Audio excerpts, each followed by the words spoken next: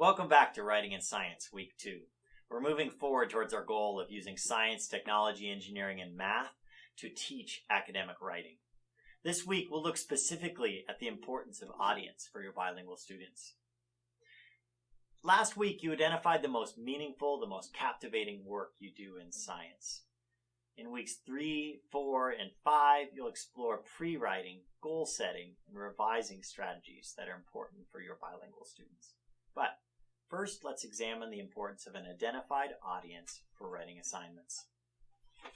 Most of the writing done by students in my K-12 science classes was for an unspecified audience, basically for the teacher.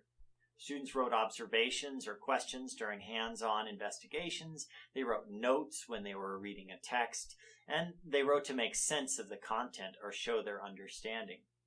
I want to be clear that there's nothing wrong here. This kind of writing is absolutely critical for formative assessment and for students to develop conceptual understanding. But let's face it, writing for a teacher is a valuable skill, but a rather inauthentic writing task, one that's unique to school. In school, the novice writes to inform the expert. Students attempt to show what they know to the teacher, and they almost always are asked to write in the same language style. They are trying to use academic English in the highest possible register.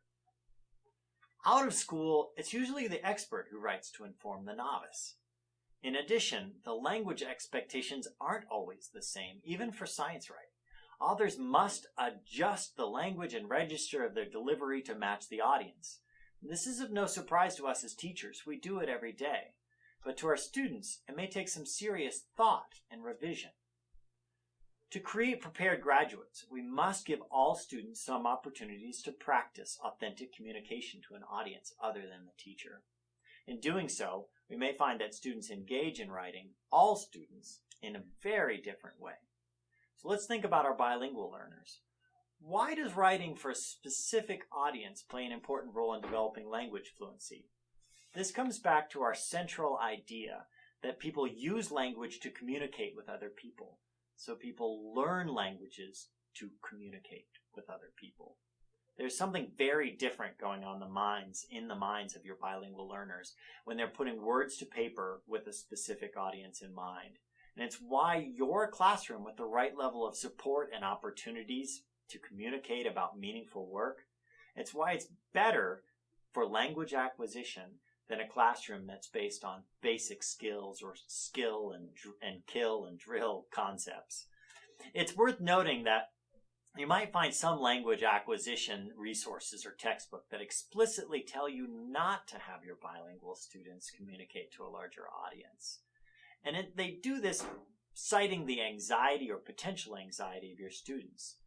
It's worth careful consideration. You know your students. But it's not the only factor to consider. You must also ask, when will students begin to acquire the 21st century skills implicit with the Colorado academic standards? When will they see themselves as active contributors to our collective understanding? Think of it this way. Jot down a list of famous scientists or scientists at the cutting edge of research today. Odds are either list is composed predominantly of bilingual and multilingual learners. Newton and Tesla, Einstein and Curie, they weren't limited by an ability to communicate in only one language. Similarly, no one told them they had to be fluent in English before they could communicate their scientific thinking.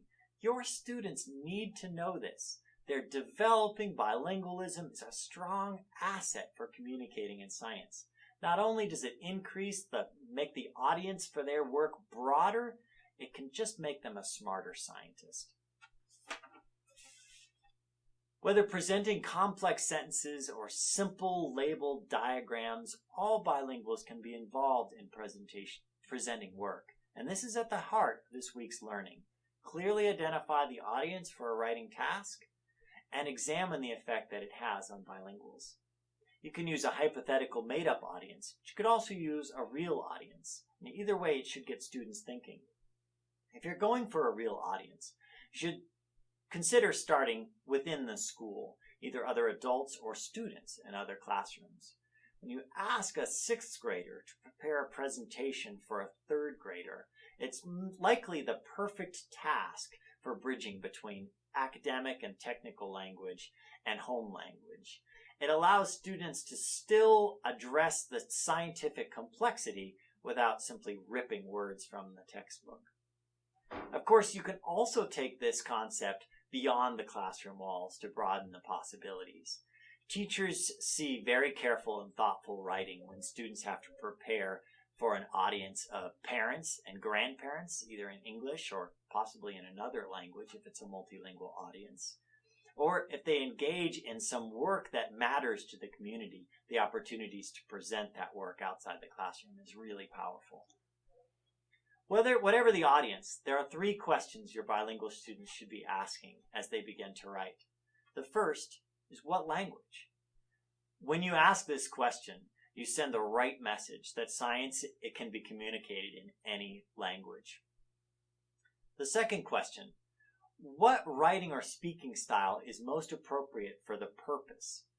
When students begin to sort of grapple with the discourse style of scientific and technical writing, it's tough and it's important, but they should also know that there are other styles available, and those styles have different language features. They could use a popular science magazine format or a persuasive essay. Either way, identifying the language features specific to a discourse style is very important for bilinguals. The third question, the students presenting to an audience of experts or novices. What register should be used to meet the language of that audience, and what level of technical sophistication? How can they make the concepts clear? How can they define the vocabulary to make sure their audience can follow?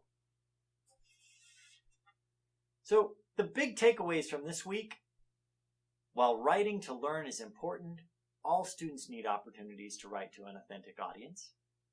Clearly identifying the audience at the beginning of the writing task gets students thinking about the purpose and the message.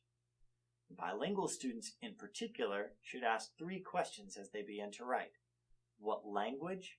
What writing style is most appropriate for the purpose? And is the audience composed of experts or novices? Have a great week exploring these ideas. I hope you come away with work that's a great benefit to you as a teacher striving to make a difference, as a teacher who has a classroom filled with bilingual excellence.